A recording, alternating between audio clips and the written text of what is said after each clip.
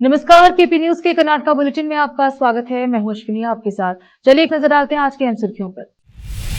वर्तमान में चल रही भारतीयों को रोके जाने के विरोध में प्रदर्शन करते हुए अंतरिम व्यवस्था लागू करने की मांग की जा रही है। बीदर के मदरसा जामिया जुबेदा लील बनात में कार्यक्रम। हम वाल्मीकि निगम को आवंटित संपूर्ण अनुदान जारी करेंगे, सीएम सिद्धरामैया ने कहा। कर्नाटका में भारी बारिश, ऑरेंज अलर्ट जारी। कांग्रेस विधायक नागेंद्र का आरोप, वाल्मीकि घोटाले में सीएम और डिप्टी सीएम का नाम लेने के लिए ईडी ने मुझ पर दबाव बनाया।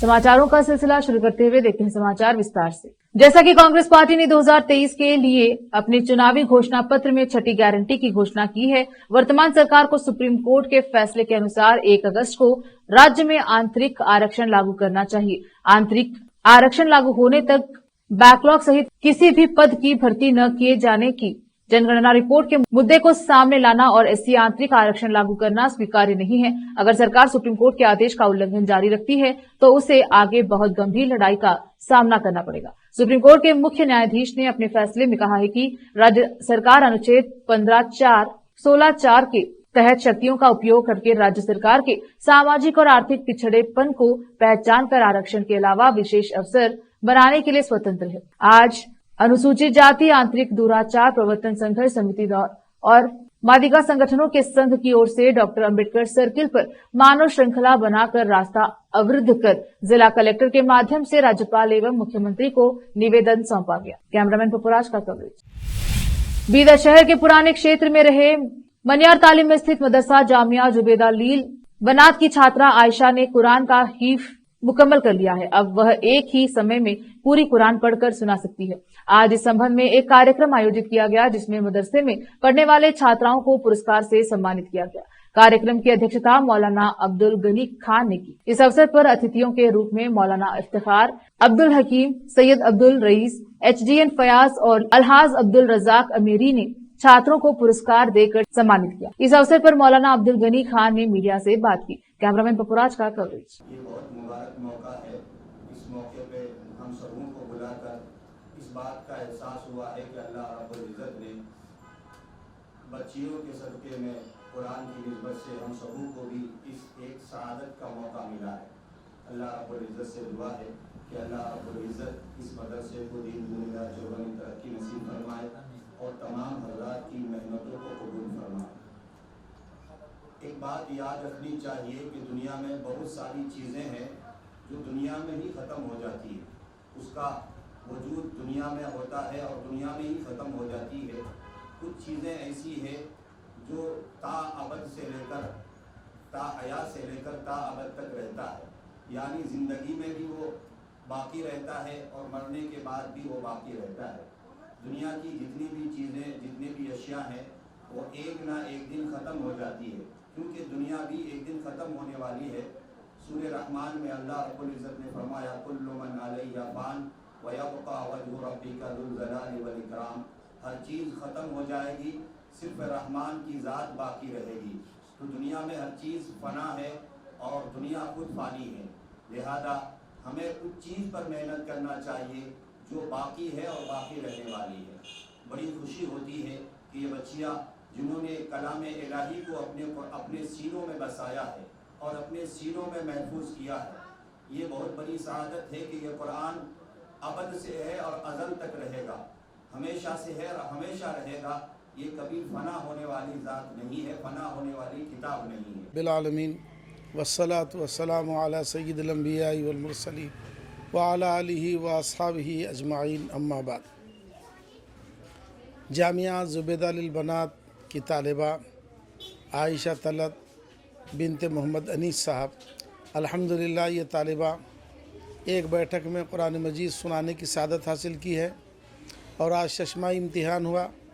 अव्वल दुआम सुवम इम्तियाज़ी आने वाले तमाम तालिबात को इनामात से नवाजा गया, जिसमें मौलाना इफ्तिखार साहब और मौलाना सैयद अब्दुल वहीद साहब और मौलाना अब्दुल हकीम साहब, हमारे जमील साहब लेक्चरर, और इसी तरह हाजी अब्दुल रज़ाक साहब, मौलाना रफ़ीक़ साहब सदर मुदरिस जामिया इस्लामिया मदीनतुल उलूम ने शिरकत की और अलहाज मोहम्मद फैयाज साहब ने भी यहाँ शिरकत की और बहुत सारे ख़वातीन जो बच्चियों के वालिदैन यहाँ तशरीफ़ लाए, बच्चियों के प्रोग्राम भी उन्होंने सुना, सीरत के सिलसिले में, कुरान के सिलसिले में और मुख्तलिफ़ मौज़ूआत पर तालिबात ने बड़े अच्छे अंदाज़ में तकारीर की।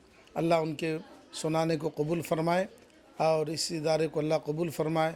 माशाअल्लाह ये इदारा तकरीबन 2009 से चल रहा है। अब तक 25 तालिबात ने हिफ्ज़ कुरान मजीद की सआदत हासिल की है और इस साल भी माशाअल्लाह बड़ी तादाद तालिबात की हिफ्ज़ मुकम्मल करेगी और सैकड़ों तालिबात ने मोमिना कोर्स पढ़ा और शादी से 6 महीने पहले, 1 साल पहले हमारे पास जो कोर्स चलता है वो भी माशाअल्लाह बहुत सारे हमारी बेटियां तालिबात ने इस्तेफ़ादा किया।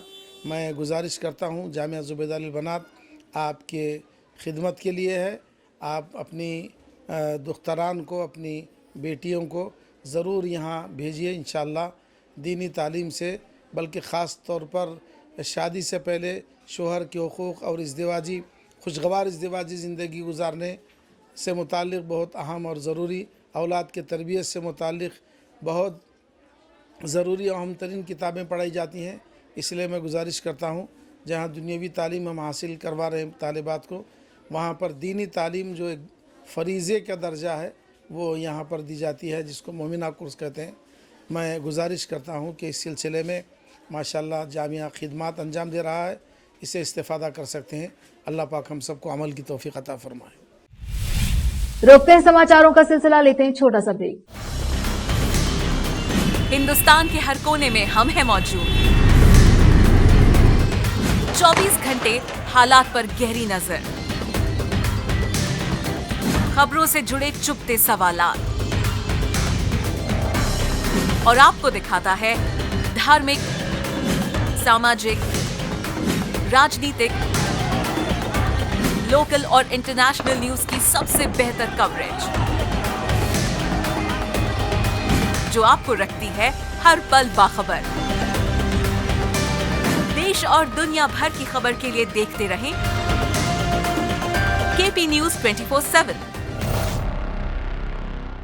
नूर एजुकेशन ट्रस्ट बीदर की ओर से चलाए जाने वाला Noor MEd and BEd college Bidar, recognised by NCTE Delhi and affiliated to Bidar University, Bidar. Admission are open for the academic year 2023-24. विशेषज्ञ और सक्षम शिक्षकों द्वारा शिक्षा प्राप्त करने के लिए नूर एमएड एंड बीएड कॉलेज में दाखिला लें और शांत वातावरण में शिक्षा प्राप्त करें। बीदर शहर में बेहतर शिक्षा का एकमात्र केंद्र Noor MEd and BEd college, Shahpur gate, Bidar. Phone numbers 9945283920, 8482221297।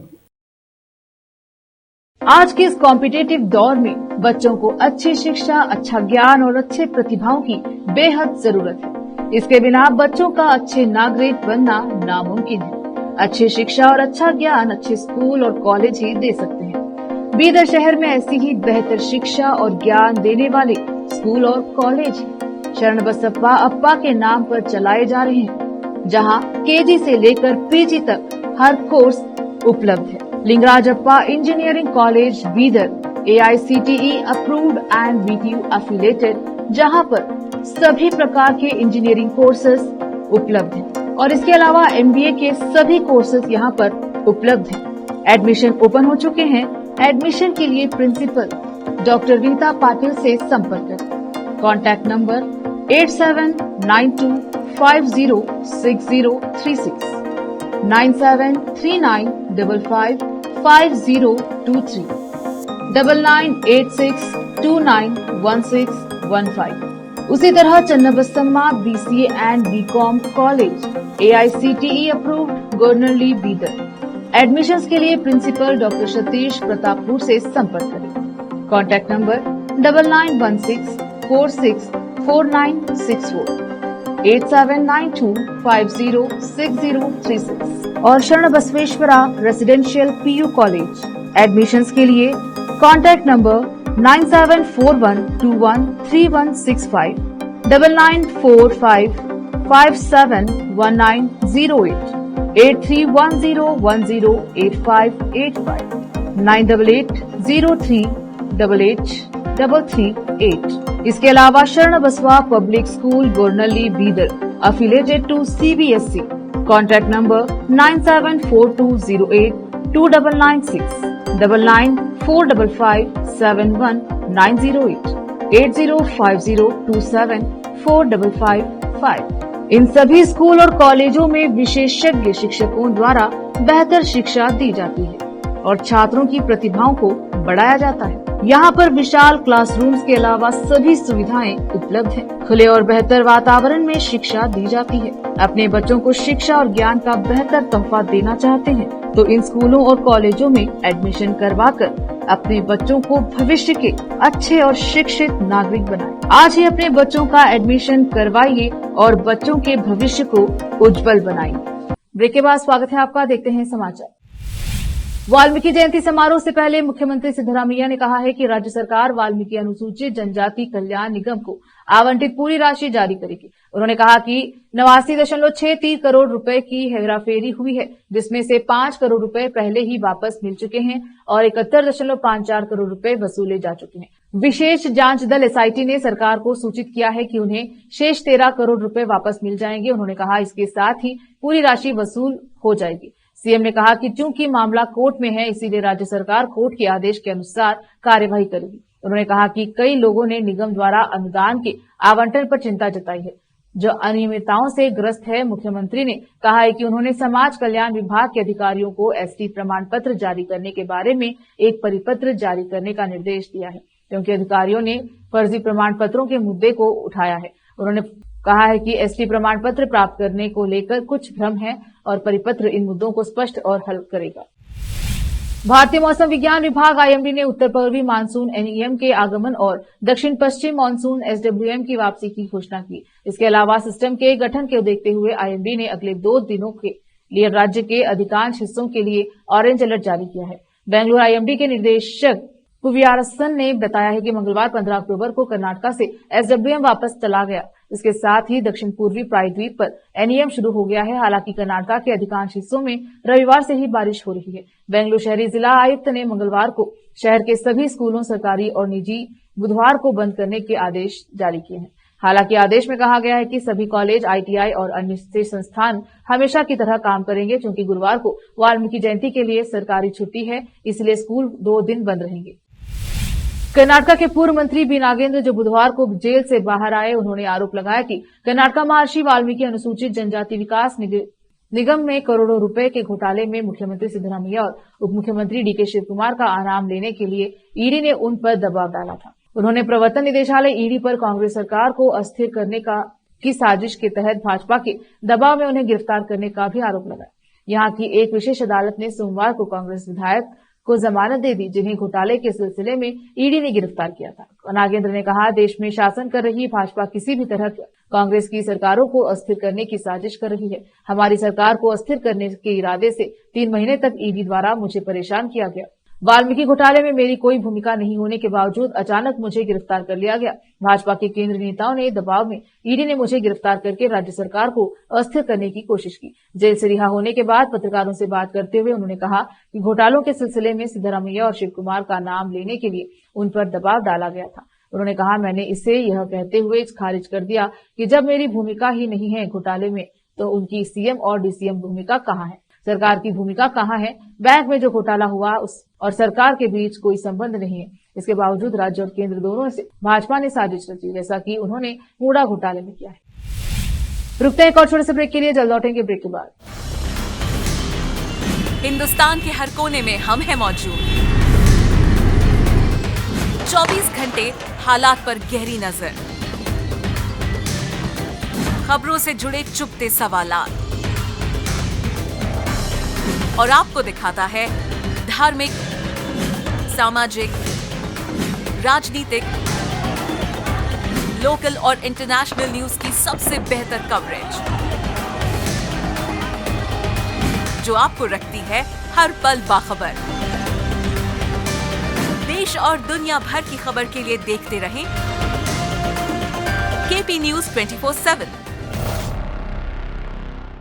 Noor education trust Bidar की ओर से चलाए जाने वाला Noor MEd and BEd college Bidar recognised by NCTE Delhi and affiliated to Bidar University, Bidar. Admission are open for the academic year 2023-24. विशेषज्ञ और सक्षम शिक्षकों द्वारा शिक्षा प्राप्त करने के लिए नूर एमएड एंड बीएड कॉलेज में दाखिला लें और शांत वातावरण में शिक्षा प्राप्त करें। बीदर शहर में बेहतर शिक्षा का एकमात्र केंद्र Noor MEd and BEd college, Shahpur gate, Bidar. Phone numbers 9945283920, 8482221297।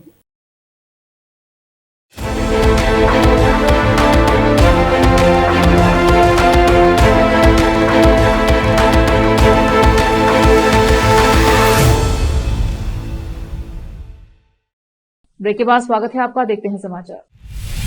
विधानसभा में विपक्ष के नेता आर अशोक ने राजस्व मंत्री कृष्ण बैरेगौड़ा की तीखी आलोचना करते हुए कहा कि 2013 से 2018 तक कृषि मंत्री के रूप में उनका कार्यकाल राज्य के लिए नुकसानदेह है। अशोक ने बैरेगौड़ा पर किसानों के प्रति तिरस्कारपूर्ण रवैया अपनाने का आरोप लगाया, खासतौर पर हाल ही में की गई उनकी टिप्पणी के मद्देनजर जिसमें कहा गया था कि किसानों को बहुत कम जानकारी है। अशोक ने बैरेगौड़ा की विशेषाधिकार प्राप्त पृष्ठभूमि और आम किसानों के अनुभवों के बीच अंतर को उजागर करते हुए कहा, हमें से कुछ लोग विनम्र गैर राजनीतिक पृष्ठभूमि से आते हैं। जीएसटी बैठकों के बारे में बैरेगौड़ा की टिप्पणियों के जवाब में अशोक ने टैक्स वितरण पर अनौपचारिक चर्चाओं की कमी पर सवाल उठाया।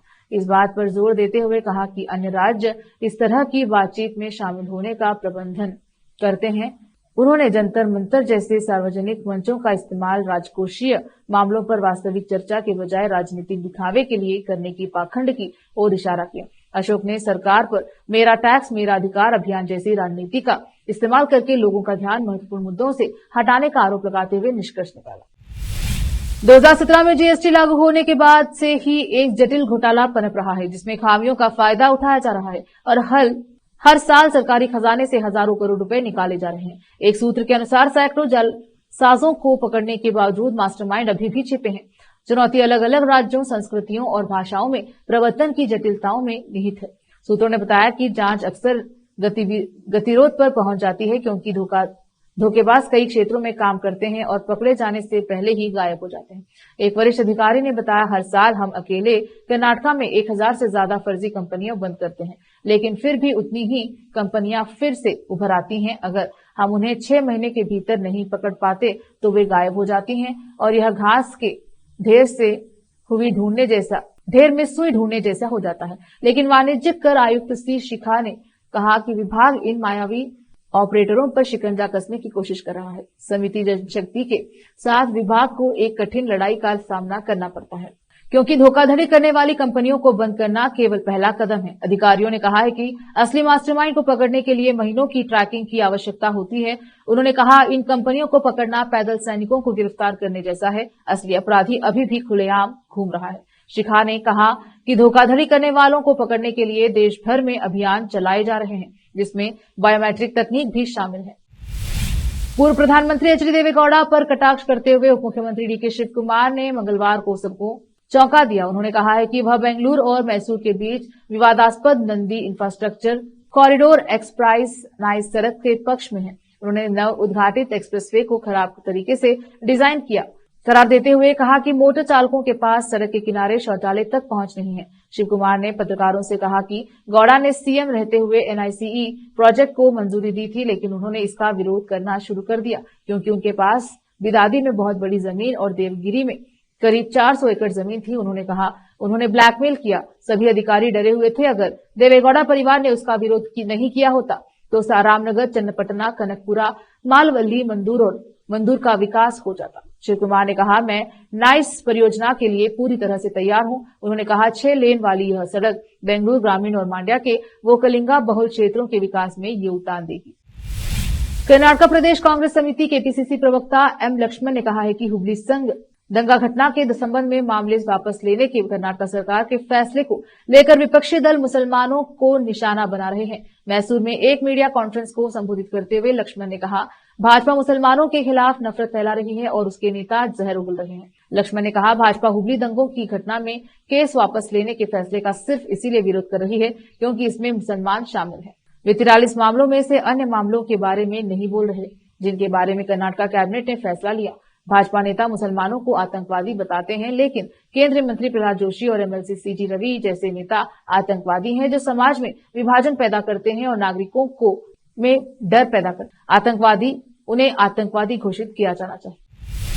फिर से एक नजर आज के मुख्य समाचारों पर। वर्तमान में चल रही भारतीयों को रोके जाने के विरोध में प्रदर्शन करते हुए अंतरिम व्यवस्था लागू करने की मांग की जा रही है। बीदर के मदरसा जामिया जुबेदा लील बनात में कार्य।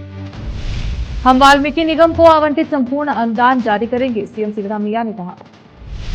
कर्नाटक में भारी बारिश, ऑरेंज अलर्ट जारी।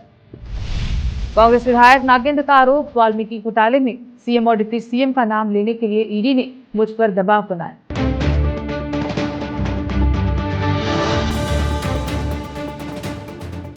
केपी न्यूज के कर्नाटक बुलेटिन में अब तक के लिए इतना ही। देखते रहें केपी न्यूज 24/7। धन्यवाद।